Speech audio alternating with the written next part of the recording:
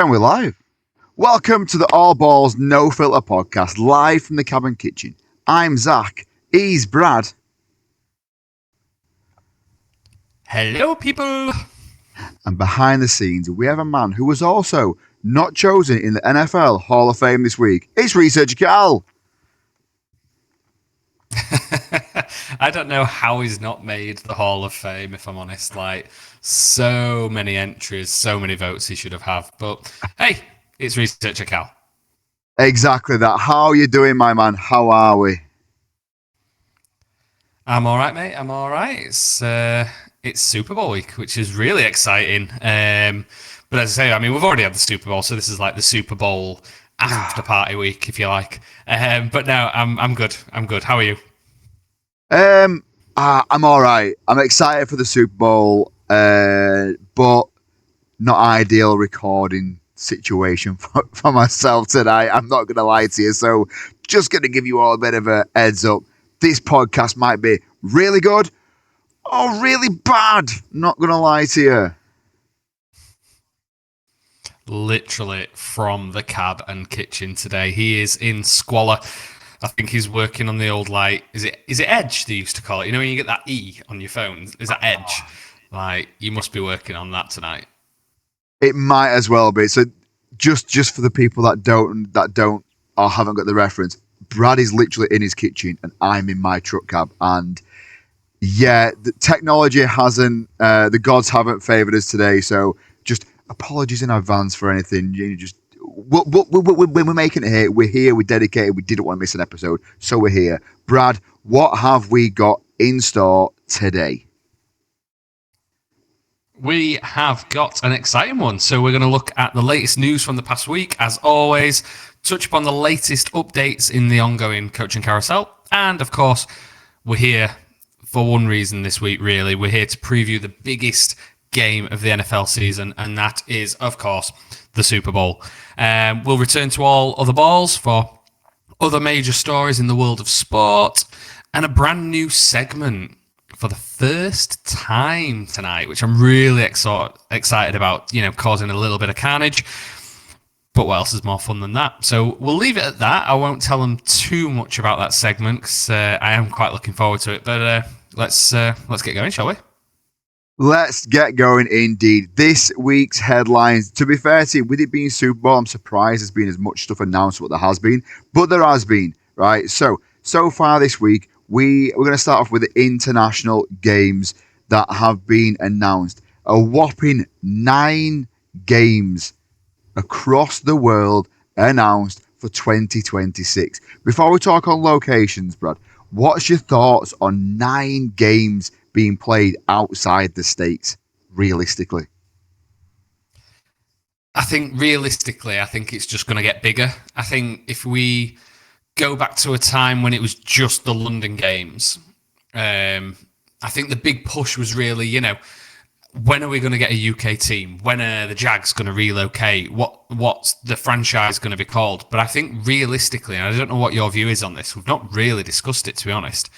Obviously outside of the pod. I just see that not being a thing anymore. I just can't see a London franchise or any international franchise, not for a long time anyway. And I think this is the answer to it. We've got 9 games this year. It's going to be 10 next year. It's just going to keep on growing. Obviously, we've got, I think, is it 3 brand new locations this year? No, two brand new locations this year. I think we've got Paris and we've got Melbourne for the first time, I believe, as an NFL international game. And then, of course, we're revisiting essentially everywhere else that we've hit up in the past. We've got Rio, Munich, Madrid for the second time, Mexico City, and then, of course, multiple games in London. I mean, what's your views on that? Do you see a British franchise? Do you see an English franchise or No, any international franchise on the horizon? no, I don't. I don't see. I don't see it ever working personally. I don't see it ever people ever being able to compete just because of the fact it's one of them. It's a sport grown and bred in that country. And I'm not saying you can't necessarily expand, but I just think it's one of them stay in your own lane type things. Maybe a different player pathway program, a better one. I mean, there is a good one at the moment with the international and the academy and stuff they got going through. But if you're not playing this sport at a young age, like if you're not moving over there when you're pee-wee level, it's very, very tough to kind of get into the sport of football because of how tough and how it can be. What a lot of people don't realize is these football players, these are graduates at the highest of high levels. These come out with degrees, most of them anyway, or 90% of them, because they have to be smart because football doesn't really, it's not a forever sport, was what they see. On the backside of that, I'm a on this, like, how many's too many? I love the international series. I've been to probably 90% of the years that I've been out there. I went to the first ever game. I think I've only ever missed 2 years of not going to at least one game a year. I do love the international series, but how many is too many? I believe like 3 games in London is fantastic, but I don't think personally I'd have had 9 games elsewhere. I'd have maybe reduced the London games and still kept the cities elsewhere. That's fine. But if you're a fan base, if you're Miami Dolphins, I'd go play in Australia, and you're a season ticket holder, you're a bit miffed, aren't you?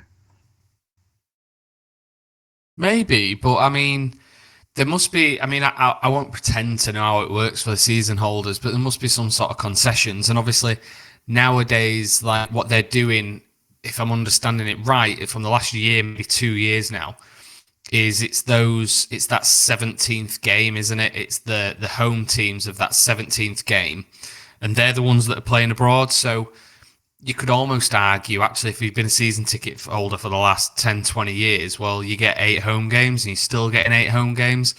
It was actually probably worse 5 years ago when they were sacrificing a home game.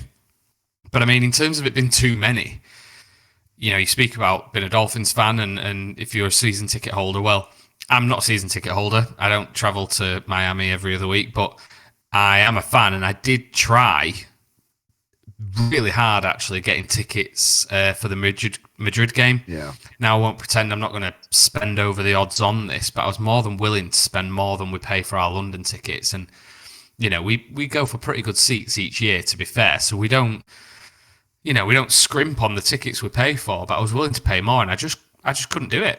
I could not get them. So when we're saying when too many games too much, well, I think the answer is when they're not selling them out, and at the minute they are. Like, I know Germany's been ridiculous to get a hold of. Madrid obviously was. I don't know about the games in Rio and Mexico City, but I imagine they were just equally as difficult. I think Paris is going to be mega. That'll be, I'm a big fan of Paris. I love it. It's one of my favourite European cities, but it's just going to be unreal. And I mean, I've got family over in Melbourne, so my dad and some of my brothers live over in Melbourne, and I know one of my brothers, he married an American girl from Wisconsin, big Vikings fan. I know they'll be going to that game. They'll be desperately trying to get tickets to the Melbourne game. So I just think they're just going to sell out, and until they don't, they're going to keep expanding. Like, why wouldn't you? It's a business, isn't it? Like, why would you not? Look, I fully agree with everything you said. I just get a bit salty because the Patriots are never the home team. I think I've seen the Patriots a few times now down in London. They're never the home team. So I'm still a bit salty on that side of things. Don't get me wrong, but yeah, I see it from a business model. It makes sense. I just think it from a fan's point of view. I'm putting myself in shoes that I don't wear, which is like if I were an American living in the country of where the games always are. I'm the same as you. How many times have me and you been to games that we're watching the games and we don't follow either of the team? We're just going to watch the sport. Like that's what we do. And the people say all the time, like, you see these international games and there's never a home or an away team because you see all 32 jerseys. It's a fun game to play when you go down to the international series. Can you spot all 32 jerseys when you're down there? And it's a nice kind of environment to be in with people that that like the sport as well. I do get it. I just worry it comes away from like a home and away situation, more of a show. If that makes sense. And It is, isn't it? It is. But like, I mean, if you've got, I think if it's that 17th game for me, I think that's okay. You're still getting that balance, aren't you? You're getting 8 home games, 8 away games, and then both teams are getting the exhibition match. So it's more than an exhibition match, isn't it? 'Cause it matters and it counts. But yeah, I think it's all right. Like I quite like the model. I really do. The only thing that I wonder about is when, you see rumours every year. Well, this last couple of years about dropping another preseason game and going to 18 fixtures, and God knows how they'll schedule that because it's already a bit crazy for those who aren't, big fans of the NFL. Like, why aren't they playing everyone? It's a bit of a weird concept to a British fan, isn't it? When you look at football and rugby where they always play each other twice. But I think if you add another 18th game, then it's like, well, how does this international model look, and how does the fixtures work? But I mean, we're getting to a whole new opening a new kind one of thing worms, I have aren't we? noticed But there. it's, yeah. One thing I have noticed here is Ireland's not on the list again. Ireland held a game at what's it called? And they're not chosen again, which is I'm surprised at because they did a college game over there as well, and that sold out. So I'm very surprised at that actually. To be fair, so there could have been 10. So apparently, according to Research Cal, I mean, there is the possibility it's just not being announced. According to Research Cal, it's coming back in 2027. According to his sources, it says Research at Cal sources says it's back in 2027. So take that as you will. Take that as you will. But yeah, the international games. Those sources are. The international games are announced, are back. There's rumours on teams that are going to be involved with them. Let's see. As soon as we know, you guys will know, and hopefully it goes out from there.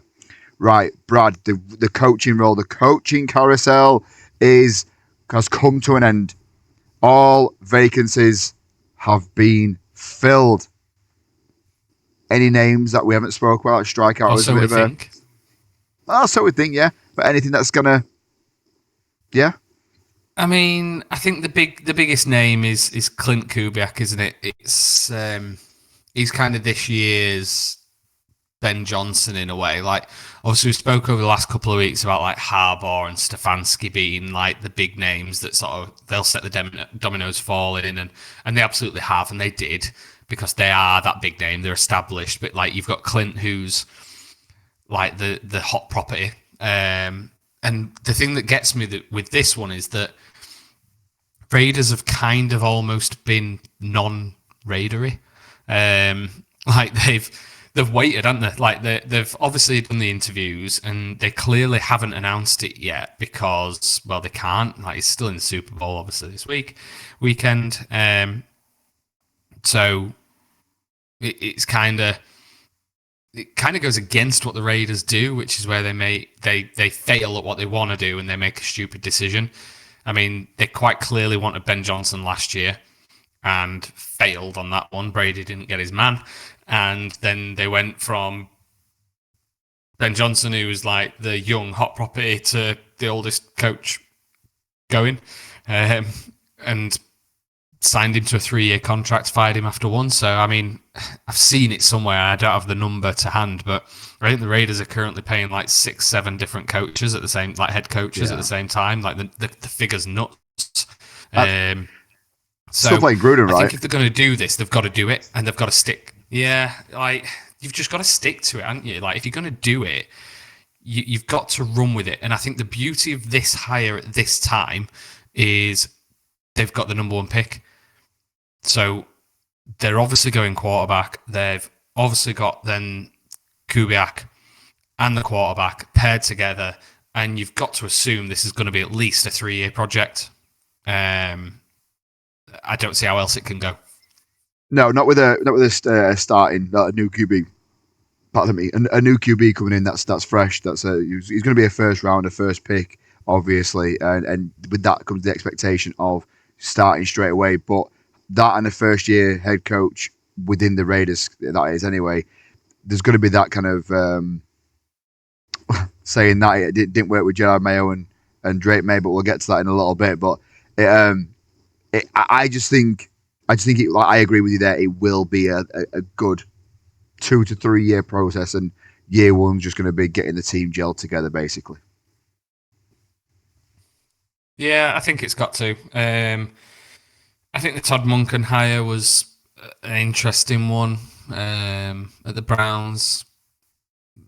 It's very Brownsy. And then obviously the Cardinals have hired Mike LaFleur, which is an interesting one. What is it? They call it the MILF, they call him, don't they? Is it? I'm not sure is exactly set the world on fire anyway.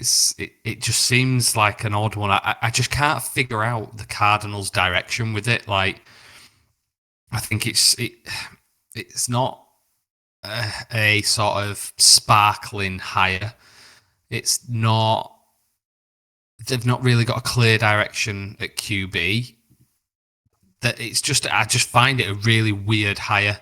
But equally, I don't know what would be a good hire for the Cardinals. I just think they're this weird entity that just needs a bit of a reset, and I don't feel like they've clearly hit that reset, in my opinion. I don't know.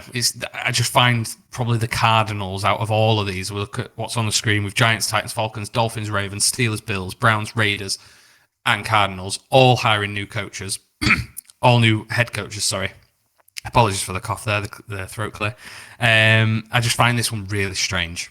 I just can't suss it, really. Yeah, so for me with this Cardinals one, it's going to go one or two ways. As daft as that sounds, where at the end of next year, they're going to have the faith in him. They're not going to do very well because they're going to be in two minds with the QB situation. Do they start Kyler? Do they not? Do they keep Kyler? If not, they've got his contract, they're still paying him.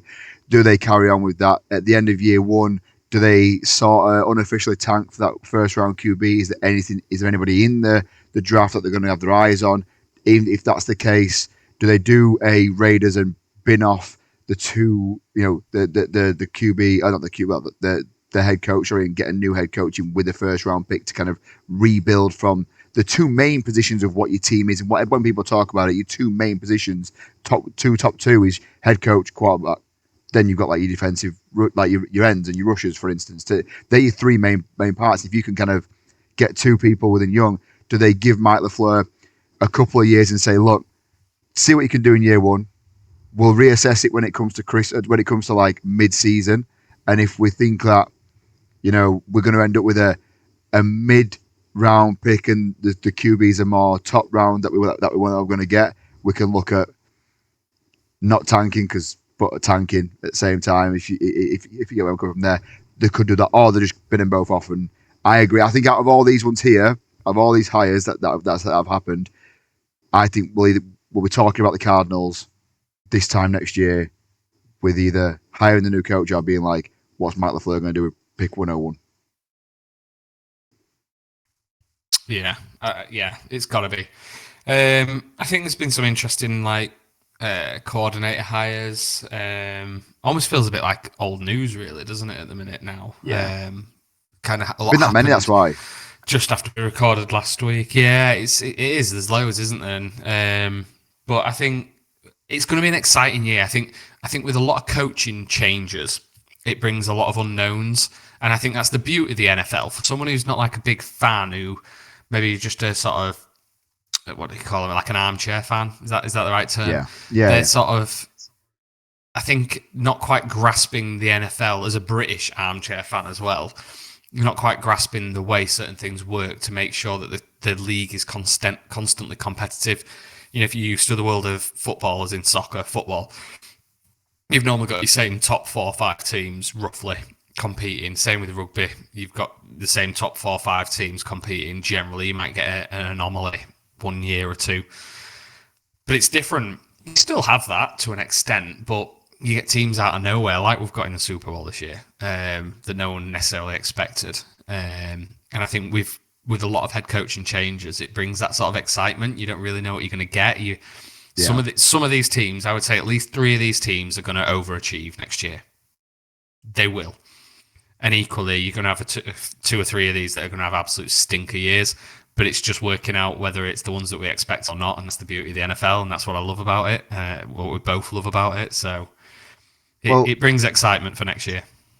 Exactly that. Speaking of the overachievers, stay tuned for future episodes, guys, because we're going to be doing some very, very, very bold takes and predicting who's going to win and who's going to get pick 101 next season. And we're going to do it in the off season. So stick with us on that and get involved with it as well. Right. So the coaching carousel's been done. It's finished up. It's been full. Still some coordinators going here and there, but let's move on to the next part of the news for the week, and that is the finalist for the Pro Football Hall of Fame and the NFL honors. Now, let's just address the elephant in the room a little bit here. What does Bill Belichick have to do to get into this Hall of Fame? What on earth? How has he not got... Look, I'm a homer. I am talking, I have been there through the Belichick era. But at the same time, I am just talking from a football fan's point of view here. Even Kraft not getting in is ridiculous. Like, what? I mean, it's a weird one, isn't it? Because I've listened to it quite a bit. I mean, we were really unlucky last week when we recorded the podcast. We literally signed off. So we typically record the pod on a Tuesday night, and we signed off at about, I don't know, what was it, about 10:30 p.m. And literally like 3 minutes after, or maybe 3 minutes before we signed off, and we'd just not seen it. It was like, Belichick's not going to the Hall of Fame. It's like, what? It was just nuts. But I've done a lot of reading on it, and obviously I listened to other podcasts, and you know, we're a week late into this now, I guess. But it's interesting when you actually start unpicking it, because there was the rumours, weren't there, that was it the Giants ex-owner, or I think he must have a vote, and there was loads of talk about he's pushed people to say, you know, no, don't vote for Bill. You've got to basically suffer for Deflategate, and Spygate.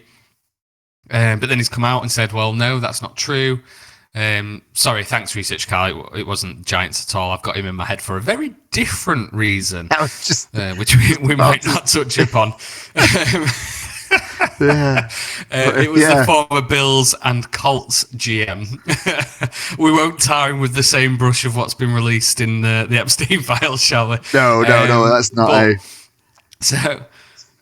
it's Bill Polian. Thank you, researcher Carl. You saved me there a little bit. But he's sort of come out and said, you know, I didn't sort of push people not to vote for him, and I actually voted for him. And then the actual Pro Football Hall of Fame have actually come out and confirmed, yes, he did vote for Bill. Like, so it's just a weird one. Now, I don't know how much you know about this, Zach, because I've only just sort of been... I had an awareness of it, but I've only just recently been a bit more enlightened to it through this, is that... So I think there's 50 voters, I think it is, and they need 40, I think, votes to get in.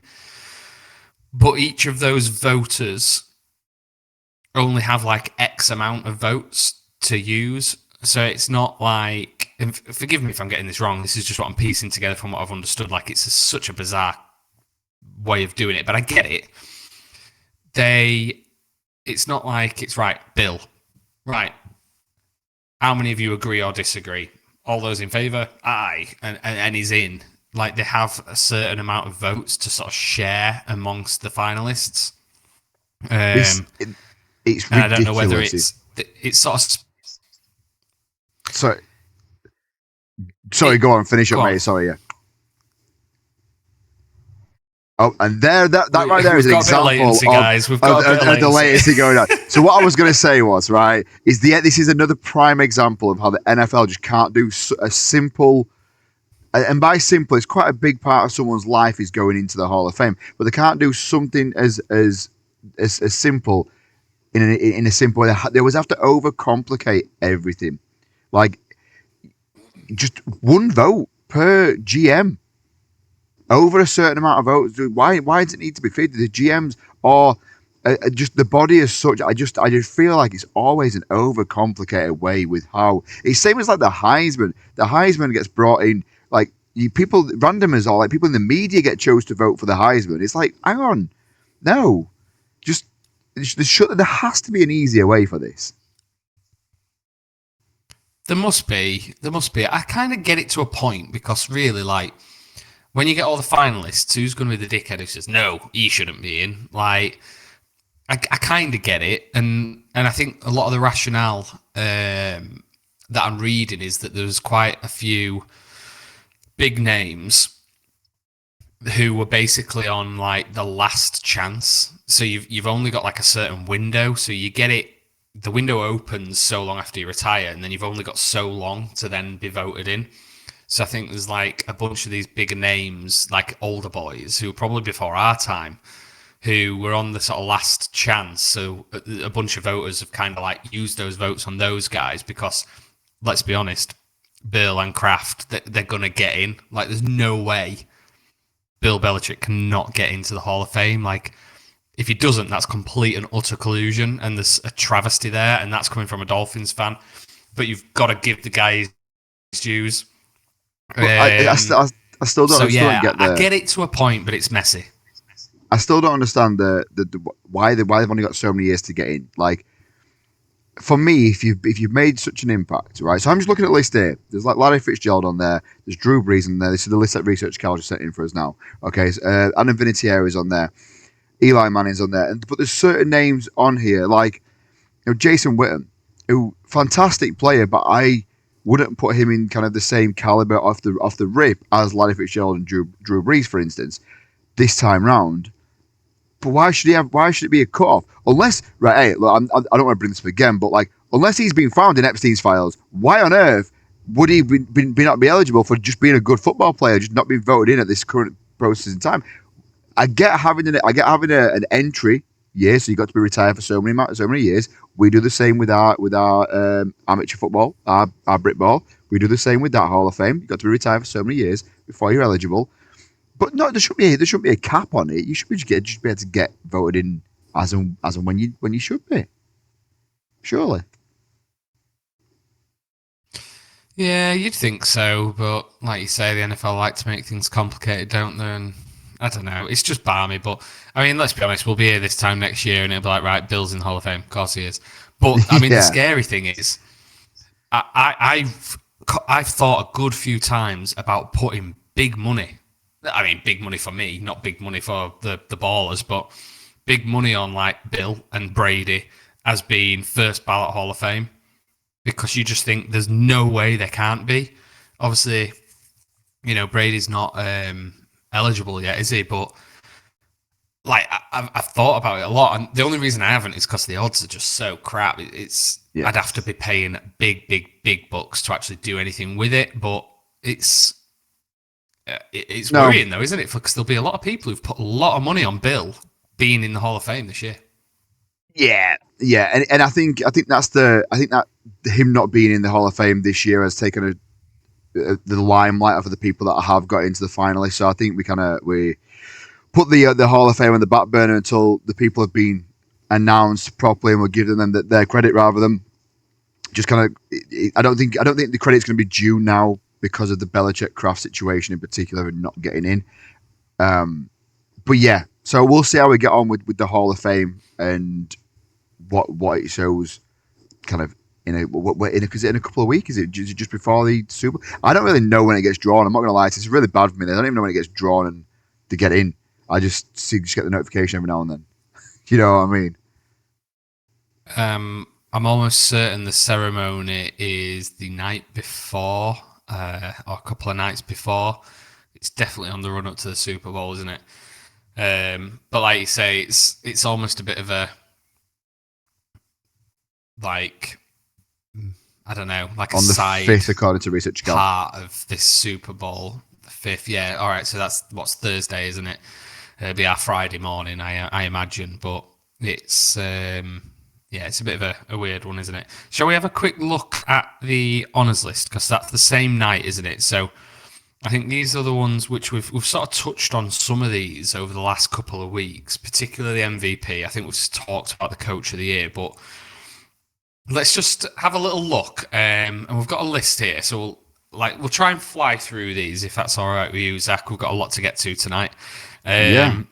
But so MVP, we've spoke about. But those finalists, you've got Josh Allen, Trevor Lawrence, Drake May, Christian McCaffrey, and Matt Stafford. Any names stand out to you there, Zach?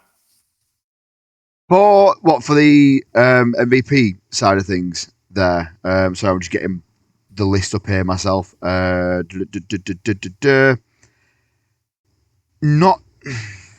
Not necessarily like Josh Allen. I think gets a lot of credit every year, but I think he failed. I mean, it's tough for him because it's all done like season based, isn't it, rather than post season as well. And I judge Josh Allen on post season rather than just seeing what he does in the season it's magical year in year out, and then he just always flops in that post season. So I kind of get blinded sometimes by it, but yeah, I'm not too sure off the top of my head. I don't know who I'd back to take it, if I'm going to be perfectly honest with you, because I think if you're just looking at season based, you could take. I think you could take CMC out of that list for sure. Because he's had a good season, but not massively different for him. From a neutral, I think Trevor Lawrence has a great shout because of what he's done this year with the Jags. I think my boy Drake May wins it for me on that side of things, but Josh Allen tarnishes his view for me because of what happens in the postseason every year for him. I think it's crazy. The only one you've not actually mentioned there by name is Stafford, and for me, Stafford's is the MVP. You've got. I think it's going to come down to Drake May and Matt Stafford. I think it is. The Patriots have obviously dominated the AFC. We don't need to regurgitate our previous conversations there, but Drake May, credit where it's due. He has balled in his second year and he's stood out. But Stafford has been lights out again this year. There's a lot of talk whether he'd even still be at the Rams this year or play this year, and he's been lights out. And I think for me, he's the MVP. It'll be interesting to see how that one goes. But has he been lights out purely because he's got an absolute army of people around him? And that's the reason why I don't bring Matt Stafford. I've got nothing against Matt Stafford, and if he wins it, he has played lights out, and I agree with you. What I see from an MVP is the most valuable player. Is Matt Stafford the most valuable player on that team? If you put Matt Stafford in the Patriots team, for instance, without the weapons, the number of weapons that he's got, does he do the same as what Drake May's done? And for me, I think the youth of Drake May. I think you put Drake May in the in where Matt Stafford was, right, with them weapons around him. I think he's even better. I think Drake May flies away with it. Yeah, maybe, and it's a fair point. I know you sort of mentioned that I think last week or the week before as well in terms of like the weapons, and I get it. I completely agree. I can't sit and argue with that point, to be fair, but I just think with these honours, kind of like what we were just talking about with the Hall of Fame, it's the media, isn't it? And it's those media narratives. And Stafford, I mean, Patriots are a bit of a media story this year, and Drake May is quite well liked, isn't he? They are a likeable Patriots team, which kills me to say, but it's not like the Patriots of old, is it, where everyone loved to hate them because of their success. They're actually quite likeable, minus Stephon Diggs, who's got a million question marks over his head, even from his ex-teammates. But like generally the team as a whole are really likeable, and I quite like Drake May, but it's the media, and I think LA have got the media behind them. The Rams have got the media behind them. Stafford's really likeable. He's got the media behind. I just think it's a tough one. It's a tough one to call. My bet's Stafford. Your bet Stafford, my bet is Drake May from this. Right, there's quite a few on us to go through, so let's do some quick fire predictions across the honours list itself. So I'll jump in with Coach of the Year. So we've got a few nominees here. We've got Liam Cohen, Ben Johnson, Mike McDonald, Kyle Shanahan, and Mike Vrabel. Who is your Coach of the Year off the top of your head, and a quick 10 seconds as to why? I'm stuck between Vrabel and Johnson. Vrabel because first year with Patriots, obviously they've got to where they've got. He's a big media personality. He's likable. He's coming in to turn the franchise around. Ben Johnson because he's an absolute madman, and he's took the Bears from dross from the last 10, 20 plus years to being within inches of the Super Bowl. And I know it's a regular season, but it's tough to call. If I had to put money on it, I'd go Vrabel. I'm going Mike McDonald from the Seahawks for the same reason as what you said for the Patriots. I think what he's done with the Seahawks in the turnaround to get the Seahawks into a Super Bowl contending team, and they've looked like it from pretty much the get-go of the year, and they've looked fantastic throughout the regular season. For me, it's a Seahawks. If not, I would go my boy Mike Vrabel, just for the same reasons, just the opposite conference. Easy as that for me. It's Mike Vrabel or it's Mike McDonald. Assistant Coach of the Year. I mean, Assistant Coach of the Year. We've got Vic Fanigo. Is that who he's? Is that I'm really bad at pronouncing names here. So we got Vic Fanigo. not at all. You need to stop. It's Vic Fangio. Fangio. If you've watched or listened to this podcast, you know Zach is terrible with names, but that was atrocious. That was awful. I drive for a living, not read. Okay, I drive, not read. Right, you know what? You can read. You can read the rest of these names because I'm just going to get them wrong. I know I am. Right. Fine. We've got Vic Fangio, Brian Flores, Vance Joseph, Clint Kubiak, or is it Clint Kubiak? And Josh McDaniels. For me, I'll go first because I just nailed the names and you were atrocious. It's a tough one. Again, it's Clint Kubiak or it's Brian Flores for me. I think Brian Flores is the big name. He's been lights out with Vikings DC. He's obviously re-signed there. But I think Clint Kubiak is the new Ben Johnson this year and done what he's done with Darnold. It's Clint Kubiak for me. I agree with you, mate. I think that Seattle offense is. I'm not even going to try and do it. I just agree with what you said and the name that you pronounced.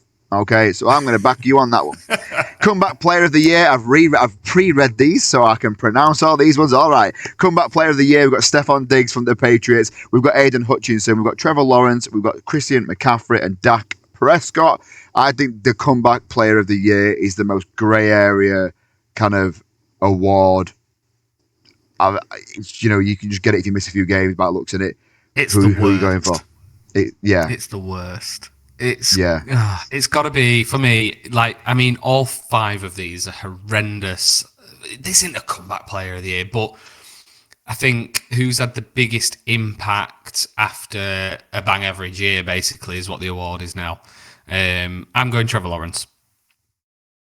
I'm going Stephon Diggs because he was actually injured for the majority of the year. So, he came back. So Defensive Player of the Year, I will take these, and I think it's an absolute given.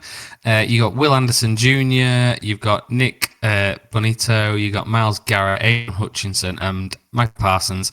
Surprise, surprise, all Defensive Players of the Year nominated are defensive ends. Shock. It's Myles Garrett, isn't it? He's got the sack record. It's got to be Garrett.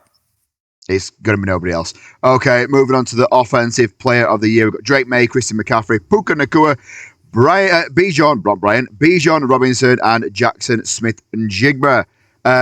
It's one name for me on here, quite easily. It's JSN. He's the boy this year for me.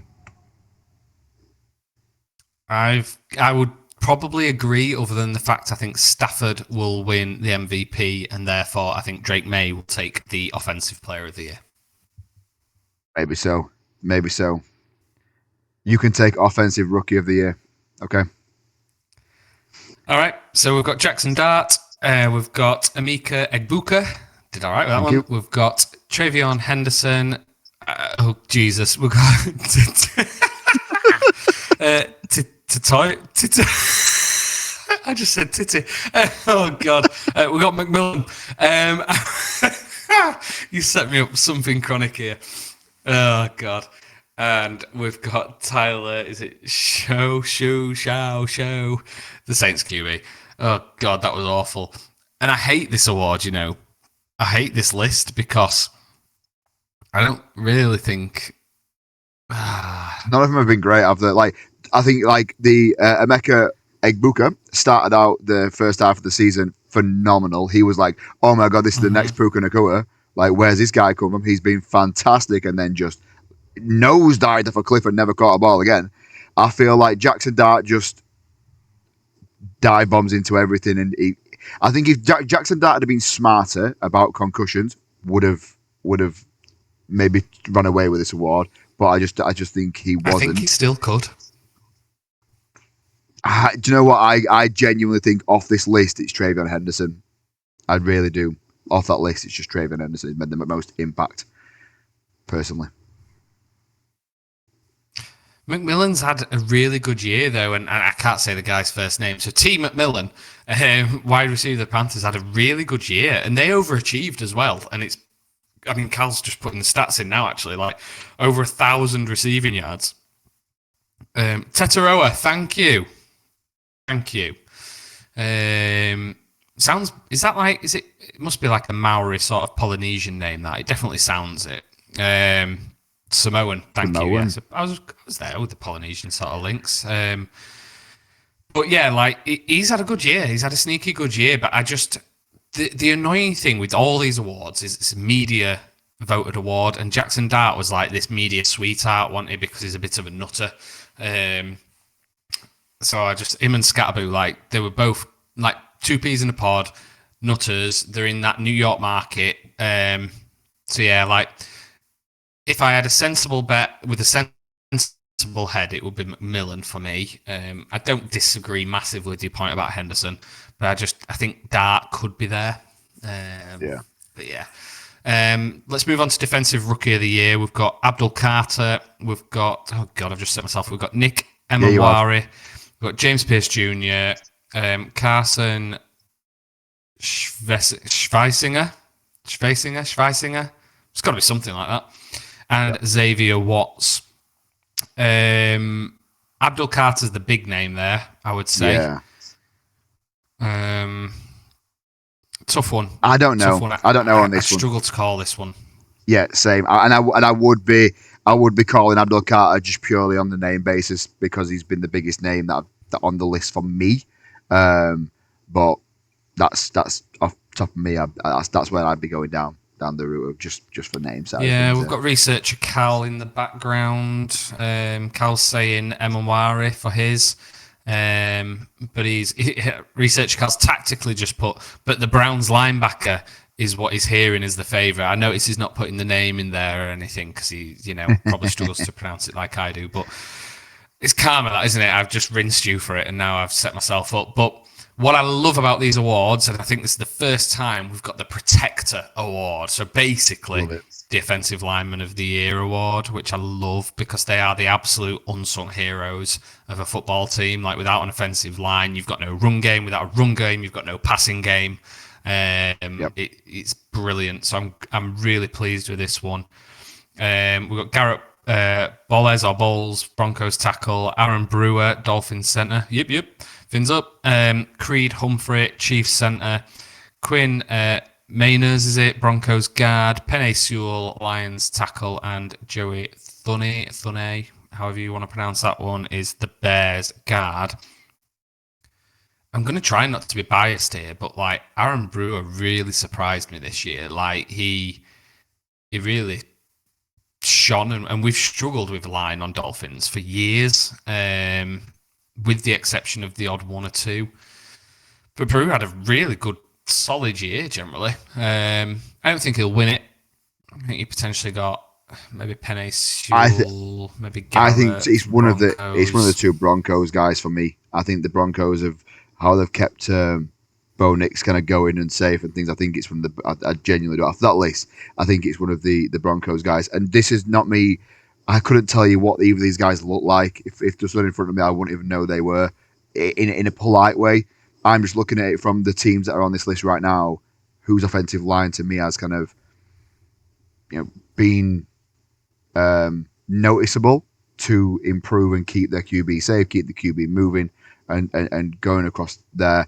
Like, and again, what RC's saying in the background, Joe Tooney. Well, apologies for getting that wrong. I've got an excuse. I can't talk. The Bears, another great offensive line that's improved and kept Caleb going in that game. So, yeah, I'll go Garrett Bowles is what I'll go with. That's my vote on that. Well, time will tell. We'll find out in a couple of days, won't we?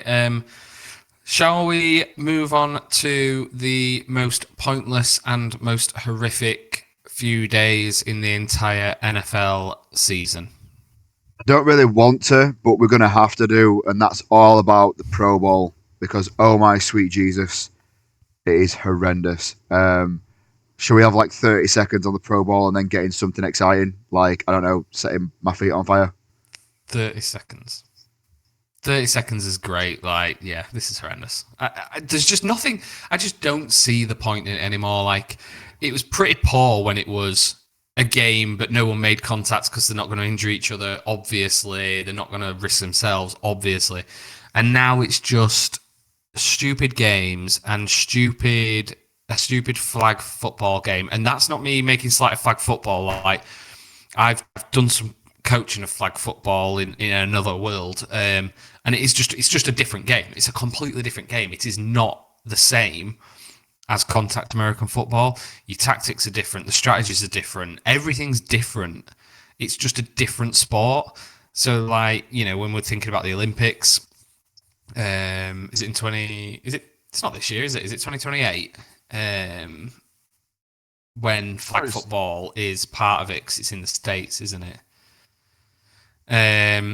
Like, some NFL stars have been saying they're going to sort of put themselves forward, but like, it's just a different game, and obviously they're athletes. So, but the Pro Bowl is the most ridiculous things. I mean, I'm sorry, but we could go deep into the teams. I'm happy not to, if you are, Zach, but I just want to touch upon the quarterbacks. That's the one thing I really want to touch on. So the NFC quarterbacks, you got Dak Prescott. Because obviously you're not going to have the quarterbacks who've been in who are in the Super Bowl, and you're probably not going to have those who've been in the last couple of games as well. So you got Dak Prescott, you got Jared Goff, and you got Jalen Hurts. Like, 3 decent enough names, I guess. They're not the top 3 NFC quarterbacks in the league. Obviously, the top couple aren't going to play because they've still been in the playoffs. But it's the AFC. God. Joe Burrow. Joe Flacco, Right, and Shedeur Sanders. What on earth is going on? I'm sorry. Could you imagine? I'm sorry, but God. Could you imagine at the start of the year? So, actually, we're week 4, week 5, and the start of the year comes round. And you turn around and you go, yeah, 2 of the Browns QBs are going to be at Pro Bowl this year. Like, I know Flacco moved eventually, but like, it is absolutely atrocious. Just how Shedeur Sanders has got in purely on NIL basically. Like they brought college NIL into the Pro Bowl to try and get some views into it, because the Pro Bowl is the most horrific thing that's happened to football. It's the most pointless. Put it preseason, have a bit of a laugh and a joke. Off your popsy. The Pro Bowl used to be great when they used to come out of these websites, they used to get involved, actually tackle each other. The Pro Bowl used to be fantastic. It were the best of the AFC versus the best of the NFC. It was great. And now it's just, it's the community shield of soccer. No one cares about it. Like, why are they doing it? I think the only way you could make this any good is by paying some big bonuses, and I mean big bonuses, because that's what it's about. Like, they don't want to get injured because they don't want to then miss the main season, which is where the money comes from. It's like, I get it. I completely understand the rationale. So I'm not like slating the players. And I think the NFL have tried to respond to that. So again, like, I get it. They've tried to make it fun. They've tried to make it silly. I mean, you might have seen it, you might not. Was it, I think I'm on Ross Brown, who there's like a catch competition. He did like a flip, like a side flip off of a trampoline onto a crash mat and caught it like upside down. Like, it was class. But it's pointless. It's absolutely pointless. And I think none of those AFC quarterbacks deserve to be there. Like, Joe Burrow spent 60% of the season on the sideline, as he always does. Flacco, he's got to get a bit of credit. Like, he does all right. He did well at the Bengals when he was there holding the fort to an extent for the situation he's in. And then Shador, like, there was question marks whether he'd even get drafted. There was question marks whether he'd even play. It's genuinely ridiculous. For me, Philip Rivers had more of a shot to get in than Shador Sanders. Like, I just look.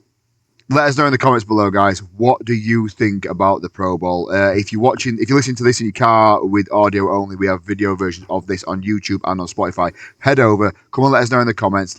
Give us some engagement. We'll get back in with you on that one as well. But for me, I think the Pro Bowl has had far too much coverage already, and it's just ass. But yeah. So, Brad, are we happy we've covered the important things and toss the Pro Bowl to one side? Do you want to get into the Super Bowl? I mean, that's why we're here, isn't it? Let's do it. Right. So what we are doing is we're going to be bringing in and we're going to be doing a deep dive of the 2 Super Bowl teams for this year. Super Bowl 60 is here. Me and Brad have gone our separate ways. We've taken a team each, had a look into the background, had a look into the season, and we're going to do a bit of a Super Bowl preview of Super Bowl 60. Brad, it's over to you, my man. The Seattle Seahawks. Okie dokie. So, the deep dive into the Seattle Seahawks. I mean, Zach, I am going to keep coming to you because I do, although, you know, we've said we're going separate ways, I do want your input on this a little bit. But let's start with Seattle then. Because this might be, to me, the most surprising Super Bowl team that we've had in a long time. I mean, the first Super Bowl since the Legion of Boom era, that was a big name, wasn't it? Like, it was this big flagship name, or I don't know what you want to call it, like a title for that group. And there was quite a lot of doubts this year, weren't there? Because they entered 2025 with a really heavy turnover on the roster. There was a lot of skepticism there. And there probably wasn't a bigger skepticism than what you'd probably argue is 2 of the flagship positions for a team that needs to reach the Super Bowl. And that's quarterback and receivers. So obviously they had Geno, who actually had a couple of good years. I mean, they probably got rid at the right time, seeing what he did at Raiders, but he had a couple of good years. And then they moved on from Lockett, and they've moved on from Metcalf. And there was just quite a lot of like uncertainty. And they replaced Geno with Sam Darnold. Like the new ginger rifle, can we call him now? I don't know. Like, he's just, for me, he's had like one of the most messed up, weird up and down careers. And I love that he's in the Super Bowl, but they went from that massive turnover to then being 14-3. So they were the first overall seed in the NFC. They finished first in the NFC West, which obviously right behind them was the Rams, who very, very nearly got themselves a ticket to the Super Bowl. And then the playoffs, they absolutely smashed the 49ers to bits, and obviously then win that competitive game in the championship round against the Rams. Like, this is nuts. It's their 4th appearance in the Super Bowl. It's their first NFC title in 11 years. Like, did you see this coming? Like, did you expect this at the beginning of the year? No, not at all. You see Sam Darnold coming in after what he'd done in previous years, and we spoke about this numerous times about QBs in particular not being right for their organisation at the time, and it making them QBs look like terrible at the job. I was one of the people that was sat there laughing at Sam Darnold at the various places where he'd been in the past, being like, the guy lost his job to JJ McCartney, 9 or whatever he calls himself, right?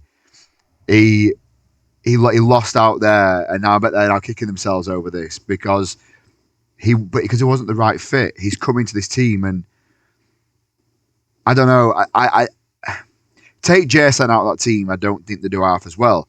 But take Sam Darnold away from JSN. I don't think they do half as well. I think they've just got this connection where they know where they are on the field. They know what they're doing, and then they have the other weapons, which I'm sure you're going to touch on. So I don't want to take your talking points away, but they have the other weapons they can count on when JSN starts getting double, triple, quad teamed or whatever. Yeah, and I mean, you're absolutely right. Look, like Sam Darnold is the story of the season for this team. Like, he absolutely is. And we'll touch on those other names that you mentioned there. But, like, he was what was he, second overall? I think, if memory serves. Third overall. Thank you, Cal. Obviously, Jets took him. Same year as Baker Mayfield. And there was this whole thing about, these two, it could have gone either way.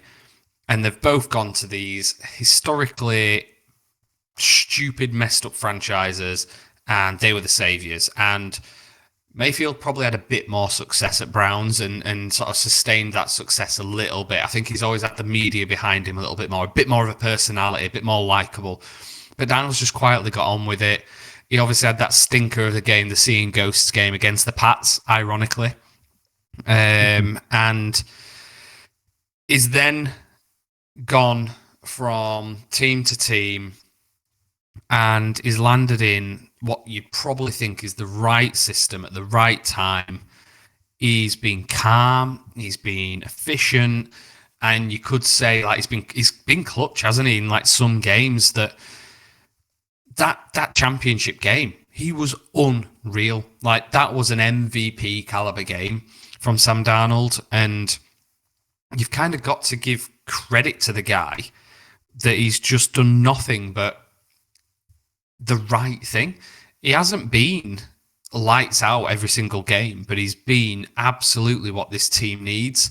And I guess the flip side to that is you've got to give John Schneider a bit of his dues, really. He's pulled in Sam Darnold, he's pulled in Cooper Kupp, he's pulled in DeMarcus Lawrence, Rashid Shaheed. Like, we're all pivotal in this balanced roster, this balanced team, all these players together at the right time with the right setup around them, and have taken the Seahawks to the grandest stage of all. But like, they're just clicking. And Mike McDonald, if I listened to another podcast, and there was a beat writer for Seahawks, Michael Shondegard, he was on there, and he was talking about like the Legion of Boom era, and how some of those, like, Seattle's not a massive market, is it? Like New York, like LA and stuff like that. But you suddenly had like Richard Sherman, Marshawn, and then obviously Pete Carroll just become these massive names overnight with that era. Whereas when Mike McDonald's come in, he's just been a bit unassuming and he's not been huge. But then suddenly, about like halfway through the year, when it was just clicking for the Seahawks, it was like October time, wasn't it? And people just started recognizing them as this actually a complete team. And he came from the Ravens, and he came with a lot of positivity around him from the Ravens. He was definitely on that top list of like head coach candidates when he got this job. But it's his second year with the team, and the defense is him. It's what we saw at the Ravens. They're disciplined. They complement the offense lovely. They've made adjustments throughout the season to maximize like the strengths that they've got, and that turnaround's almost become like his signature. So I think that combination of the GM, the head coach, getting the right players in at the right time, it's just been pivotal. And I think when you've got the offense clicking like they are, you've got Darnold, you've got Cooper Kupp, you've got JSN, but then you've got the defense clicking at the same time. Like, you're a Pats fan, right? If you're in that locker room and you're coaching the Pats stack, what are you going to try and stop first? And I know the easy answer out is, well, all of it. But, like, we know it's a game of chess. Like, what do you think you're hitting first? Like, what's your target? Oh, so for me, it's the obvious threats. You put Gonzo over JSN, you double team JSN deep route because you can sling it out there. You eliminate a deep ball straight away, so they have to play a shallow game. That's where I'd start and go with it. You try and force the run, albeit Seahawks have got a phenomenal run game as well. I'm not doubting that or debating that in any way, shape, or form. But they are putting second strings in there, so I will be trying to force that run, playing some cover, basically eliminating that passing game. The first thing I can do. Now, just touching back onto you were talking there on the coaching staff and the change that they've had and the turnaround they had. The comeback player of the year is an horrendous award, which we know about, but this is like the comeback team of the year. This has been the most improved team I think I've seen in recent years go from a level where they were at, and they didn't really look like they had much. They had some bright sparks in places, but they needed too much work doing. Like the Raiders at the moment, they've got some great like sparks in places, but oh, there you are. I lost you there.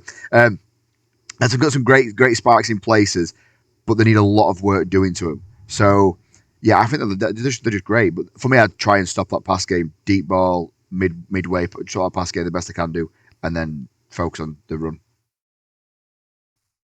I think, yeah, I mean, I'd probably agree.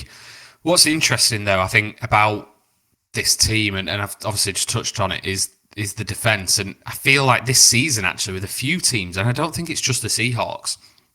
I've mentioned this in a previous pod, and it gets mentioned generally anyway, is like the NFL's this like cycle, isn't it, where offense is clicking for 3, 4, 5 years, and there's all these new exciting schemes, and then the defense figures it out, and the defense start outsmarting the offense, and defense is winning, and it's all these exciting defensive stuff, and then the offense figure that out, and it's just a constant cycle. And I think this year, particularly, I think is probably that first year into that sort of defensive shift again. I think we've probably seen it this last maybe 4 or 5 years where offense has been the dominant one. But it's interesting that it's happening with Seattle again, because that Legion of Boom era, like, I mean, Russ at the time was great as the QB. Like, you give him that credit. I mean, he's an odd guy, innit? But he led the old team well and did exactly what he needed to do. But it was the Legion of Boom that ran that team. And you're seeing it again this year. You could argue that they were like the engine, if you like, of this success so far. They ranked him among one of the top defenses in both yards allowed and points allowed. If you're looking at like DVOA and other metrics like that, it's one of the best in franchise history. Even better, actually, in some metrics than that 2013 Super Bowl team. And they're absolutely elite at limiting them big plays. Like a really aggressive pass rush, and that third down defense is just there when you need it. And you've got those big names like Witherspoon, you've got Lawrence, who are just off the chart. So they've kind of almost transformed the sort of the norm, if you like. And I think it could be that return to defense wins championships, which we probably had about, it was probably about 10 years ago. That was the same, wasn't it? Defense wins championships. Yeah. I think we'd probably both agree that complementary football wins championships, but I think Seattle have got that, but the defense is leading it. They've quite possibly got one of the best defensive units in the NFL, I think, this year. Yeah, so on that shift of personnel, you had, if you're just getting into the sport of American football and the NFL, you had an era of QBs such as Ben Roethlisberger, Phillip Rivers. Drew Brees could be kind of in that that sense as well with the Tom Brady's. I'm missing names there. I know the Manning brothers, for instance, who were pocket passers who stayed in the pocket, and that was the norm of the game. And then you had this influx of Lamar Jackson, and the Pat Mahomes coming into it. And then this cycle of new QBs came in, so it shifted from that big, heavy front set because they were winning at times. The defense knew how to stop that getting through. If you eliminated the pocket passer, you got to the pocket passer, you eliminated the offense, and then they had to scramble QBs, and then that took a shift. And then Lamar Jackson and stuff with the big boys. So I agree with what you're saying. I was just explaining that to a layman as such there, but I agree with exactly what you're saying now. I can see the shift of big boy football coming back and big boy defense coming back, where it's a lot more of the hard hits, heavy hitting, getting to that QB because they've had to. You look at that defensive player of the year we looked at, they're all defensive ends because they're edge rushers because they've got to get to that mobile QB. So the sack rate's going up and up and up and up and up, as well as their mobility and their fitness. They're tight ends but bigger. That's what the end as such is a bigger tight end but as mobile as tight end, and it's scary to see. And I fully agree with what you're saying there with the Seahawks. They're doing complementary football is great. They're an all round unit, but the defense is, I'm not worried.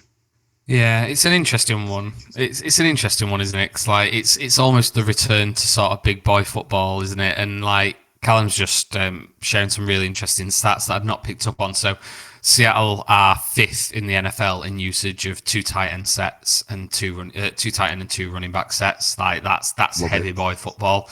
You've seen it with the Rams as well, playing 3 tight end sets. It's getting back to that grinded sort of grind the wins out, or like ground and pound. We're going to take it to them.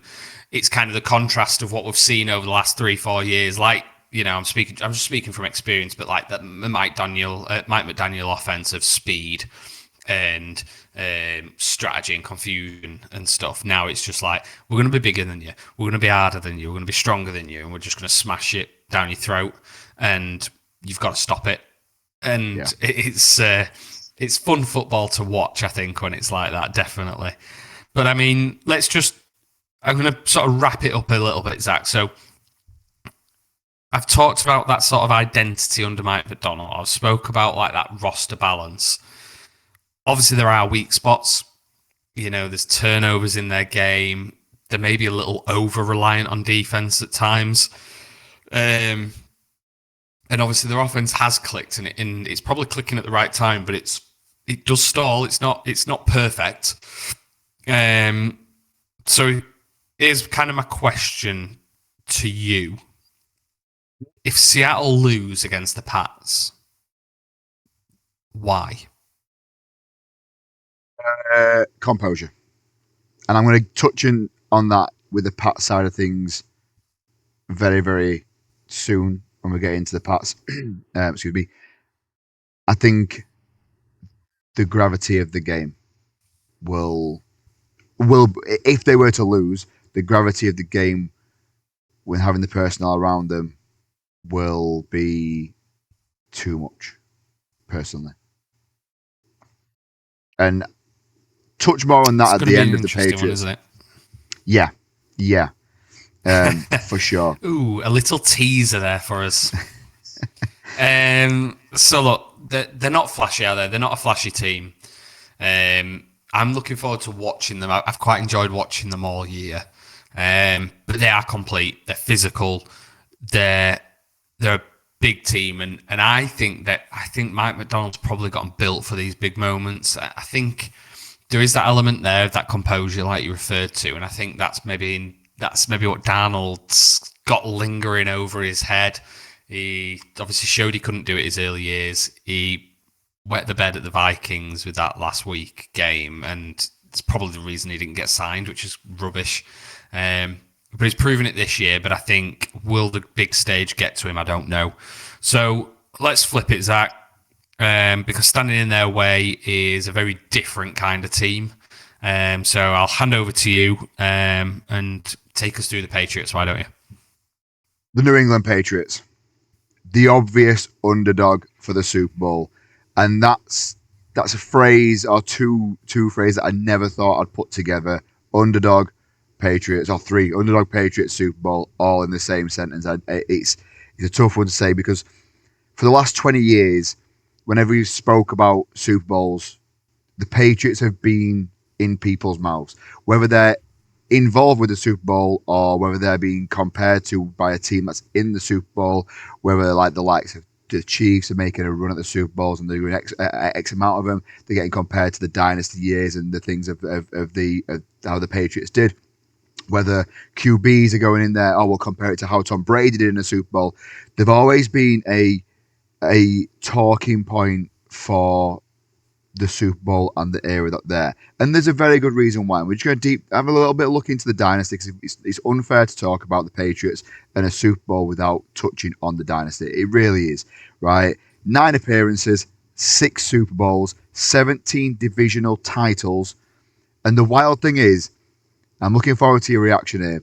The wild thing is, it felt like they never had a super team to do it with. They never had a team full of studs. Now, don't get me wrong. There was some good players within that team, and there was players that got bred into being Hall of Fame players. Brady was never drafted as a stud QB who's going to take him to win 6 Super Bowls. Edelman, Danny Amendola, Wes Welker, they were never drafted as stud wide receivers. Edelman were drafted, they were a QB at college. And throughout that having that that dominance that they had together as a unit, without having that kind of immediate star power to begin with, just shows what the backroom staff and the sideline and that culture of that Patriots kind of culture they brought in with. And what helped with that was how the defense won the game early, kept the points low to begin with, allowed the offense just to come on the field and not have to worry about chasing the game. Because you knew if Brady was there in a third down, in a third and short, 3rd and 5, he'd normally make it. If he was in the red zone, he'd normally score. You gave him the ball back 3 points down with a minute left to go, you'd be worried that he's going to take it to the end zone and score. And it's games like that 28-3 comeback they did against the Falcons that shows that Patriots kind of mindset and culture. Now look, that's in the past. I know that's in the past, right? But we can't ignore a dynasty and to what it's come on with. Let's take a look at this season and a little bit of last season as to what the Patriots are going into the Super Bowl. So last year, finishing 4-13, Gerard Mayo was the head coach. Now, at the end of the year, he was fired after a year. Does he get fired if Mike Vrabel's not available? What do you think on that, Brad, actually? Yeah, I think it was just the wrong appointment from the get-go, and I think if it wasn't in his contract, essentially, was the rumour, wasn't it? I don't know if that's actually confirmed or not, but the rumour was it was in his contract that basically if Bill goes, he's the next one. I like that. I really like that because Kraft has shown he's loyal to people, hasn't he? And he gave him a chance, but credit where it's due, like Kraft also owned up to that and he was like, it's on me. It was the wrong decision. We love Mayo and we think he'll be a good head coach, just not yet. I think if Vrabel wasn't available, I think he'd have still gone. But I think they'd have maybe been looking at a very different type of coach, maybe trying to push for like a Ben Johnson or something like that with a new young quarterback. But I think Vrabel's been the perfect hire. I agree. And I actually am on the flip side of this round. I'm not too sure. I'm on the fence whether he would have got fired or not. I think Mike Vrabel last year was sat with the Cleveland Browns just consulting for him, and he openly stated that he'd love to come and coach at the Patriots, be a head coach down here. I think they were kind of like, look, it's happening. And what a turnaround it's been. So from a 4-13 season, popping off to a 14-3 season, winning the AFC East title, getting to a Super Bowl. And not only that, a few stats here from this Patriots team this year. Winning 10 straight games at one point. Second in the league in points scored per game. 4th in total yards per game, 4th in passing yards per game, and 6th in rushing yards per game. Now, look, the schedule has always been a talking point when it's come to the Patriots this year. But the schedule has mainly been a talking point because of the offenses playing against the offense has not been able to score the points. The backup QBs coming in, or things like that. We face some tough defenses, and them stats there are the stats of. I just realised they still got a Seahawks slide up on his chain. There we go. The stats there are offensive-based stats coming up against good defenses. I mean, don't get me wrong, we've played some ass defenses as well. I'm not going to shy away from that. But we have played some good, solid teams with some good, solid defenses. And I think it's just been shining across because it's been, quote-unquote, the weakest schedule. But without regurgitating content, we can only play what's in front of you, mate. And that's what we've done this year. That is what we've done this year. Moving on to the man himself, Mr. Drake May, who has just shy of 4,000 passing yards, 31 touchdowns, and 8 interceptions. That's MVP quality. That's efficiency. 8 interceptions all year. That just seems real low to me, does that? I just think it's great to see, and I think the progression he's made, not just as the team and not just as a coaching side of things, him himself has just blossomed and come out as being, yeah. I mean, he led the NFL in completion percentage as well, which, again, all offensive stats across there. What have you seen, Brad, from this? And it's going to kill you being rivals, but what have you seen that pushes the Patriots towards the postseason, let's just say, because there's been a little bit of controversy. I know there has.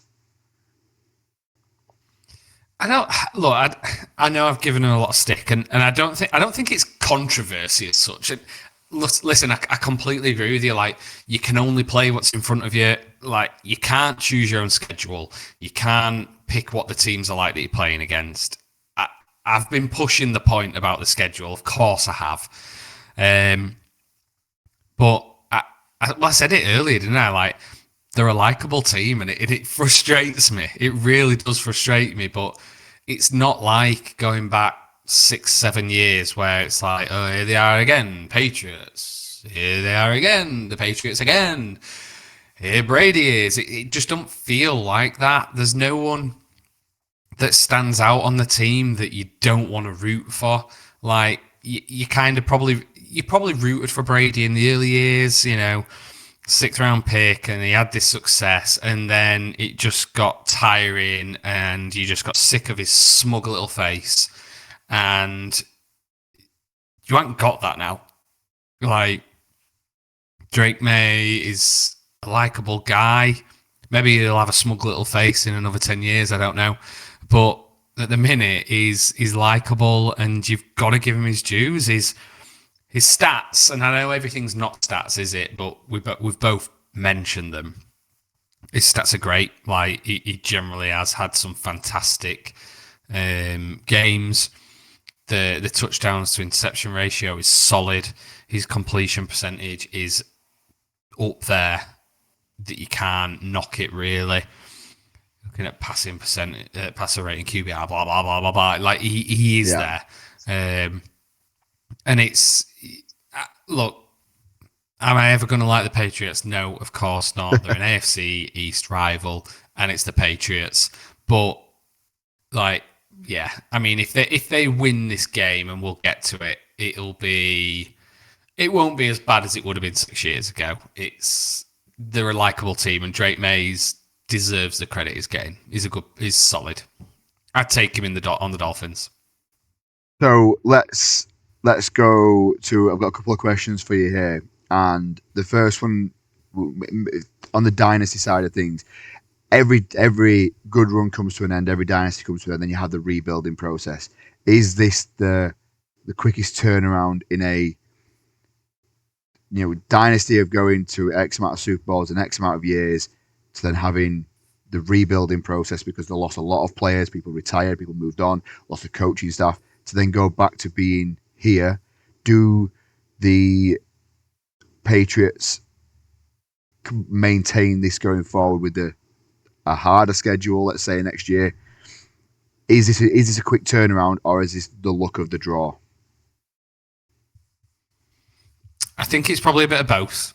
And this is me trying to be not a Dolphins fan. This is me trying to be, more of an analyst. I'm not calling myself an analyst at all, but this is me trying to be fair and balanced. I think it's a bit of both. I think you've got two things at play. I think you've got good coaching. I think you've got a solid quarterback, and I think you've got a generally well-balanced team. But I think, I'm not trying to hammer home this same point, but the schedule matters. It does. You can't shy away from that. And look at the draw matters. Do I think you'd have beat Denver last week or the week before if Bollocks was playing? No, I don't. But I think going from that dynasty era to where they are now is a very quick turnaround, and you've got to give the franchise credit for that. Whether you look at Kraft, whether you look at the layers below, whether you just look at this year and you look at Vrabel, they deserve the credit they're getting. What I don't want, and this is the danger of Patriots fans, I think, especially modern Patriots fans that have experienced 20 years of success, is for them to go, look at us, we're back in the Super Bowl, dynasty's revisited, here we go. Like, I think it could very much easily be like a Bengals flash in the pan when they had Burrow at his peak and healthy. They had the 1 year they got to the Super Bowl. It was a great year. And then, let's be honest, they've done nothing since. Yeah, they're a good team when they're all firing on all cylinders, but it doesn't happen all the time. I know it's a different team. I know it's a different scenario. But what I hope for the sake of the Patriots and their fandom is, as I just spoke about Tom Brady's smug little face, what I hope is the Patriots fans don't go back to that smug little fandom sort of atmosphere that used to happen through the dynasty, or the dynasty. We're in Britain. I just hope it doesn't go back to that, because it's 1 year of success, and if they maintain it, then fair play.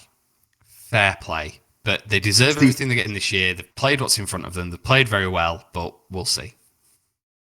As a Patriots fan point of view, right? And yeah, we've been there. We've had the many Super Bowl parties where we've been to the past 10 years. We've been to Super Bowl parties together, me and you, and we've been around Patriots. It's in the Super Bowl, and I get it. Looking back at it now, I get that kind of smugness that we had because we were the dominant team. But I think now the reason why it's different now is we're playing exciting football, and it's a different level of football rather than just Tom Brady used to just axe you up by 5-yard pass. It weren't as much as it was Tom Brady. It was the play call that was that got it from there. But I agree with you there, and looking into it, I think it's good for the sport all around. So, Brad, moving on to the Super Bowl 60 preview right now. Gonna get his guesses very soon, his predictions very soon. But head-to-head record, Seattle lead 11-9 against games against New England. Okay, Drake May. Oh, sorry. Looking at that first, so we have 11-9 in games against New England. Do you think that plays a part into it? No, I think previous record doesn't matter. The different teams. I think I love the NFL and I love the crazy stats, but I think also sometimes too much is played into stats. 11-9 isn't the record of these two teams. It's just not. So I don't think that plays into it at all, in my opinion. But I do think my opinion's changed over the last week. I do think it's going to be a closer game than I was sort of making out when we sort of reviewed the championship weekend.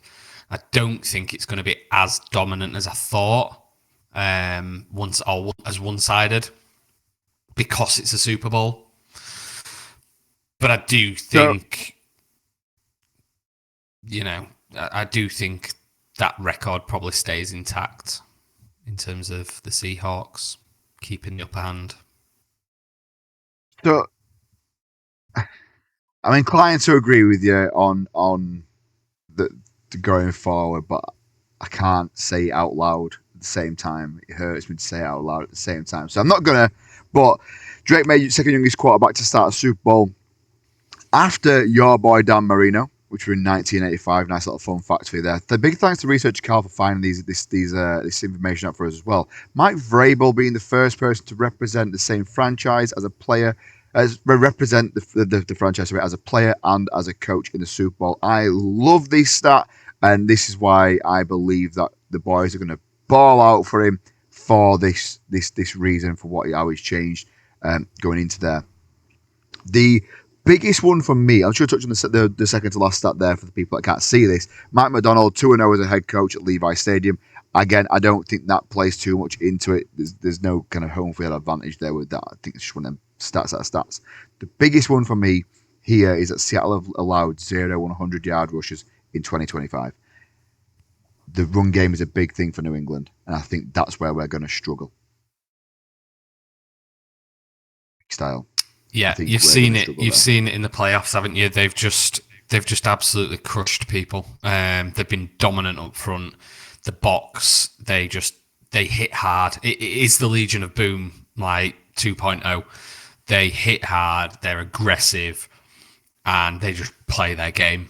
They don't really let the offense dictate it, and I think that's where the Patriots will struggle.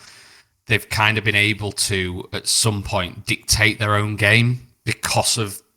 I'm not clinging to the schedule thing, but because of who they've been against, they've been able to sort of take a lead on it. I think a lot of the time. I think this could be a different scenario for them, where they're chasing the game or chasing the momentum of the game, trying to get themselves into a position where they can dictate it a little bit, and I just think they're going to struggle. Cal's putting a really interesting stat in here, actually, which I'd not picked up on despite my deep dive, that Seattle play some of the most nickel personnel in the league as a defense, which for those who don't know, basically you've got your 5 DBs.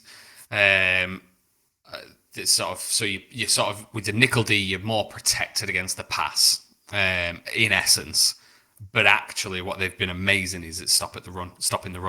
So it's quite an interesting sort of stat that almost like flips its own stat on its head a little bit, doesn't it? I think Patriots are going to struggle to dictate the game, and I think as long as Seattle can maintain that posture and control the game, I think that puts Darnold in the best place he can be. I think if Darnold's having to chase the game and play hard, he's going to struggle. But to contradict my own point, he probably played one of the games of his life in the championship game, where he was neck and neck with a really solid Rams team. So I think Patriots have got the work cut out for them. But I think it's going to be a bit more of a fun game than I maybe made out last week. So, that being said, I want a prediction of score, and I want a prediction of either something that will happen in the game or a wild take of the game. I think Drake May will throw more picks than touchdowns. Okay. And I think Seattle take the win, but I think it's going to be a much lower scoring game than we think. And I'm going to go 21-14 Seahawks. Okay. 21-14 Seahawks. For me, it's going to go one of two ways. The Seahawks are going to score 50 past us, and we're not going to get going. And they're going to show that NFC dominance that's just been around all season. Or the Patriots win by a field goal. and I think the game gets controlled by the Patriots, and the pace gets controlled. And I think it frustrates. They beat the Seahawks by frustrating them and just game managing. Basically, that's my view on it. My wild take is I think there's going to be a punt or kickoff return that goes back for a touchdown. I just see it. I feel like from a Patriots side of things as well. I think the Patriots side, we go in and we get a punt return all the way. I just feel like this year we've been greater, and we've been greater at the special team side of things. And I think we catch them off guard and we go and we score a TD that way. For me, score wise, I'm gonna go. I think it's gonna be an entertaining game, right? And my brain says Seattle will run away with it. My heart says New England are going to win by a field goal. So I'm backing my boys 24-21, New England. You've heard it here first. And we get the field goal that wins the game in the first half. The punt return wins us the game. Up the special teams. Let's go, baby. That's what's getting it. Oh, I love it. Researcher Cal's probably like his chair's probably a little bit moist. We'll share Researcher Cal's bets here. So Researcher Cal is saying that Seattle win 17-13, and a defensive player will win the Super Bowl MVP. So there you have it. Myself and RC back in the Seahawks, and you've got Zach back in his boys, the Patriots. Probably more with heart than head, but we'll see what happens on Sunday. Let's go. I'm excited. I'm excited as well, mate. I am excited as well. Right, we're going to move on now. We're going to swiftly move on because I'm conscious of time, actually. It's been a chocker episode, I'm not going to lie to you. We're going to move on now to our weekly segment of All the Balls. Now. All of the balls. All the balls. Got a confession to make for you. I'm going to hold my hands up here. I've been a naughty boy. There's only one all of the balls this week. That's all I'm going to say. I might have forgot my balls. So I'm sorry about that. So I'll own up now, but I believe you've got a good story for us today. Yeah, I mean, it's all right. It's not a bad story. I think there's a few things happening in the world of sport which we'll just touch on. Obviously, you've got the Rugby Six Nations starting this week, which is exciting. You've got a similar sad story in Rugby League. So if you tuned into one of our early episodes, we spoke about Featherstone Rovers, who are a Rugby League side who have got sort of financial struggles, going to administration, not so much in the league anymore, not for this year anyway. Similar picture happening in Oldham at the minute. So really old school club from Rugby League. They're not in the Super League. They haven't been for a long time, but they're like a Heartland M62 corridor club. Really sad story there. But the story we're going to touch on is in the tennis. Tennis is one of those weird sports for me where I could take it or leave it for watching it, and I don't do it often, so I'm not going to pretend I do. But I really enjoy playing it. It's a sport that I really enjoy playing. It's up there with like cricket, golf, darts, sports that I'm not that bothered about watching, but I do enjoy playing. But there's a nice little story, and we won't dwell too much into it, but essentially you've got Alcaraz, who has become only the 9th man to win all 4 Grand Slam tournaments. So he beat Djokovic, who, if you know anything about tennis, you'll know Djokovic's name. But he beat him 2-6, 6-2, 6-3, and 7-5 in the Australian Open, which happened in Melbourne. And with that, he completes the Grand Slam of Australian Open, French Open, Wimbledon, and the US Open. And it's actually the first time that this has been won since Djokovic, which is the guy that actually beat. But since Djokovic won it in 2016. So it's just a nice little just nice one of those little stories. It's a nice one to know. And really, I think unless you're into tennis, you've probably not really heard of Alcaraz. No. But he's actually the youngest male player to actually complete a career Grand Slam. There we go. That's a tongue twister. I didn't even realise it was. But he's won all four, and he's the youngest guy to do it, which is amazing. Nice little happy story. I am up there with tennis. Is you when you read out them set numbers? Is that what I want to say? It is the set numbers that you read out? That's just numbers to me. That is numbers to me. Tennis is one of them games, sports, matches, whatever you want to call it, where I can appreciate how hard it is to play. I've probably played it. I can probably count on my hands how many times I've played it in my life. It's something I can't watch, but I'll sit and watch snooker and golf. So don't take that with as how you want to take it as such. But I appreciate great sportsmen, and I appreciate how hard this it definitely is. So good on you, Alcaraz. I mean, just for context, with those sets, so it's game set match, isn't it? So you win one game, you get the point. You've obviously got to win so many games to complete a set, and you've got to win by a certain margin. So basically, it's first to six, but you've got to win by, I think, 2 games margin. And that completes your set, and then you've got to win the sets in the same sort of way. Right. But if you look at those numbers, so 2-6, 6-2, 6-3, 7-5, that's nearly 40 games of tennis they played against each other.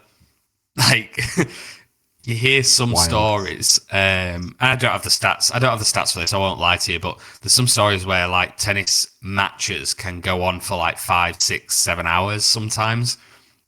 It's nuts. So, we're an NFL podcast by main focus, aren't we? And people go, oh, it's such a long game, it's 3 hours. It's not when it's one-on-one and you're playing for 5, 6+ hours. It's balmy. It's absolutely balmy. That's wild. But that's had all the balls for this week. So I apologise that I didn't have one. I lacked on that one. That is my fault. I didn't come off there. But that is all the balls for the week. Now, I am not excited about this next segment in any way, shape, or form, because I don't like not being able to like plan things more than anything else. But we've got a new one that we're going to introduce to you guys. And Brad, I'm going to leave it over to you to introduce Talking Absolute Balls. Okay, so Talking Absolute Balls is a beauty. So the concept is Zach and I will give a statement that we have to then defend for 2 minutes. Whether we believe it or not, we have to defend it until we are within an inch of our life. So I will start by providing Zach an outlandish take, and whether he likes it or not, he's going to believe it, and he's going to convince you that he believes it, and he's going to defend it for 2 minutes straight. And that, ladies and gents, is Talking Absolute Balls. Great. I'm so excited for this one. I'm not going to lie to you, but so we're going to have a timer on the screen. It's going to be a nice little whistle to finish it off with. So I've got the slide ready. I've got the screen to go on. I haven't seen it yet. You just tell me when to bob it on, and I'll bob it on. You read it to me. Tell me when to hit the timer, and then we'll go from there. Okay? All right, here we go. Launch the slide, Zach. So your take is the Detroit Lions are only good because the NFL decided that someone had to win games in the NFC North once Aaron Rodgers left. And Detroit was the least embarrassing option. You have 2 minutes, my man, to defend this take. You believe it. You tell us you believe it. Over to you. Oh, right. Okay. So we have. Oh, no, I don't. Right. Can we let's just pause that a second. We're on a bit of a technical issue right there because the timer has not come on the screen. But you can still hear it in the background. So I can play to the whistle. Tell you what I'll do. I'll restart it, okay? Is that all right? Apologies for that. The timer did not come on the screen. And I don't know why. But we can work that out for next time. We can work that out for next time. Right. I'm going to start the music again. You'll hear it in the background. We'll go from there. And let's go. Right. So I've got to tell you why a team's least embarrassing and they weren't that good. Right, okay. So NFC North, when Aaron Rodgers left, they needed to find a team. Obviously, it was always going to be the Detroit Lions. But why would it be anybody else? It weren't going to be the Bears because the Bears were rebuilding when Rodgers decided to leave. So they're not going to choose that. It'd be too obvious if it were them. Detroit Lions are a team of hard-working fans and fan favourites. So you pick a team that have got a loyal fan base behind them to back you on it. And you get the fans, you get the money, and it's all about money. Speaking of money, they're always on prime time games. So if I remember right, I could be talking absolute balls right now, but I think that Detroit Lions are always on big prime time games, just Thanksgiving, Christmas Day, maybe. I'm definitely not making that up. I'm sure they are there as well. So why not make a team that is was absolutely trash, amazing, by hitting the primetime games once there. What else do we have? We've got loads of information because this is a super factual truth. They haven't been to a Super Bowl, so why not make this a great team to go with? Because if they get to the Super Bowl, you get money. This 2 minutes is really long, by the way, really long. But Detroit Lions are a good team because the NFL made them do so. I believe this statement. I really do. It weren't going to be the Packers again because Rodgers has just left. So it's not going to be them. Who else? What else could it be? The whistle's there. Not much longer to go. There we go. The whistle's there. Oh my God, that is so hard. Minnesota. I miss the Vikings, but they're shit, so that's fine. Oh my God. God. You started so strong. You were almost like, I know this, and then I've run out of stuff to say. Do you know what the annoying thing is? The timer was actually on the screen just because of my ring light being parked there. I couldn't see the timer, so it actually was on the screen. Well, that's a bit of a boo-boo from me. Well, wow. As you can tell, this is a bit of a technological nightmare for you, isn't it, tonight? I mean, yeah. I hold my hands up. The biggest podcast of the year for us a Super Bowl night, and I apologise that I have messed this up. That is my bad on that, guys. But as you could tell from the heart, I believe that statement. That is harder than you think, buddy. Now, you were very convincing for about 30 seconds.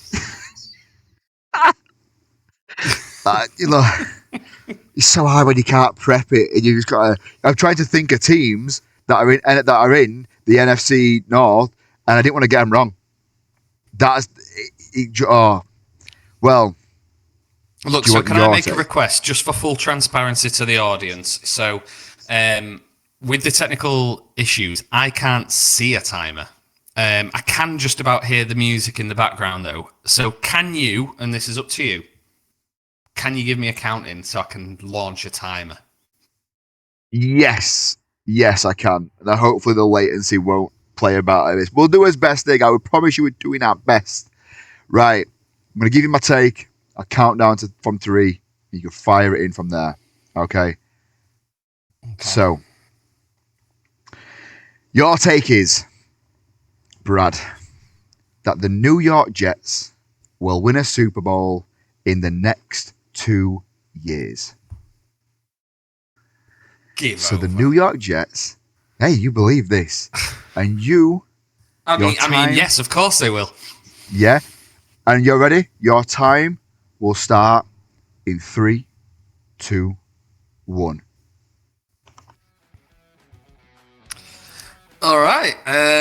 God. Okay. I mean, I believe this. So before anyone clips this and sends it to any friends or family, yes, I know I'm about to talk about the Jets. But I don't think it's actually impossible, and it's annoying that it's not. So, first of all, the Jets are built around defense, right? And chaos, which historically, as we spoke about, is how like stupid things happen in the NFL. Like over the last few seasons, the Jets have been actually all right. They've been up there, haven't they? They've like been in that top half of top 10 in efficiency. They must have been. While the offense have actively tried to sabotage the defense, they've been horrendous. And that tells you that the structure works, but the problem has been the identity. So that leads us to the offense, or whatever we're calling it. So last season, Jets quarterback play was terrible, must have been like bottom 3, and the like passer rate and success rate was horrendous. And that's not below average. That's like call an adult bad. They need to get someone in there. But if that improves the league average, so not good, not exciting, but it just works, then surely with a good defense, and we're seeing it with the Seahawks, a good defense and slightly above average quarterback means it can work. 2015 Broncos did it. Early 2000s Ravens didn't win because they cooked. They won because they didn't implode. And now zoom out to the AFC. I must have about 30 seconds left, if that. You've got Kansas City, they're brilliant, but like no depth. You've got Buffalo, who are elite, but they're like chaos. Cincinnati can't keep the quarterback fit. Like every single one of these teams are terrifying, but they just shit the bed. And that's where the Jets sneak in.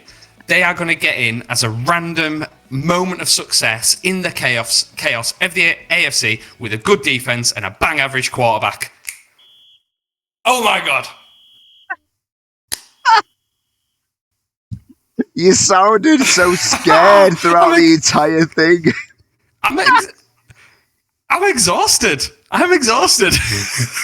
I think as well, off the back of that, I think I nailed the latency issue as well. As in, I started it, I think, at the same time, because as soon as you finished, the whistle went off. So let's go. Bravo, sir. But the must have been facts were fantastic. You would definitely believe the fact that must have been true. It made me chuckle, brother. Absolutely I like that brilliant. segment. That's hard. I don't. Guys, give us some ideas and some suggestions in the comments and stuff below. What would you want to see as some of these talking absolute balls? We can kind of write them down and get some ideas for it. What do you think of this section as well? It is talking waffle. We're having some fun with it. But hey, I liked that, mate. I'm exhausted. Yeah, that definitely what I needed at 10:45 p.m. To get my heart racing like so. Absolutely. But mate, we're gonna move on to swiftly after my performance. Anyway, we're gonna move on to the final section of the evening, and that would be, of course, the Carl's Conundrum. Now, Carl's Conundrum. Last week was who was the last Cleveland Browns quarterback to make the Pro Bowl before Sir Sanders. Right, now we had a few comments on our Spotify. We had a few comments through the Instagram as well that we put out there. Thank you very much for people getting involved. The answer was a Mr. Derek Anderson in 2008. So if you got that right, well done. Bravo. Big pat on the old back for you.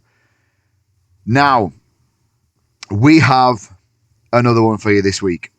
Okay, so again, get yourself involved. It'll be all over his socials. The @ABNFpod across all your socials. Go over there, get involved. This week's Carl's Conundrum is: which player holds the record for the most career rushing yards in Super Bowl games? And this is across multiple Super Bowls. So which player holds the record for the most career rushing yards in Super Bowl games across multiple Super Bowls? Now, my first thing is like thinking of teams that have been in the Super Bowl a fair bit. If it's across multiple Super Bowls, to rack up their numbers.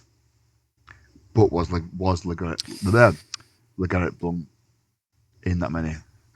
how many? The six? What am I? I'm in the nine. You've also then got you've got the older Super Bowls as well, aren't you? You know, where you'd have a few teams on the bounce who'd get there like 2, 3, 4 times in a row. Like you've got the dark horses, haven't you? I've not got a clue. I never do. No, I'm not even gonna lie. I've never got a clue with these. It's just something I have to think about, but I'd go with a Pats running back across. Like maybe Blunt across multiple Super Bowls. That's just off the top of my head. It could be further from the truth, to be fair. But just one more time, which player holds the record for the most career rushing yards in Super Bowl games? That's across multiple Super Bowls. Please feel free to get in touch. Let us know across all of them. That is Carl's Conundrum. That's the show. It's been a long one. It's been a fun one. And I'm absolutely knackered after that. So, to sign us off. My heart is still pounding. To sign us off, thank you very much for watching, listening, and taking part of the All Balls No Filter podcast. We are loving doing this week in, week out. If you are listening, you do enjoy it in any way, shape, or form, wherever you're listening, please drop a follow, hit subscribe, leave us a review or a comment. It helps us out so much. And of course, all the socials at ABNF Pod. You can get involved with the weekly predictions. We want to start pushing stuff for next year to get you guys and girls involved with the predictions of the games and stuff coming up. We really want to try and build a community out of this. So please get involved at ABNF Pod across all of your socials. Find us on YouTube, Spotify, Apple Podcasts, and wherever else you get your podcasts from. Brad, anything from yourself before we leave? Thank you for listening, folks, and just keep doing what Zach said. We really appreciate it. It's been really good hearing from you all. We're doing this for the love of it, and we're working on it every week, trying to get things right. So we do appreciate you sticking with us. So please, give us a feedback, comment, subscribe, all that malarkey, and we will see you after the Super Bowl. Go Pats. Peace.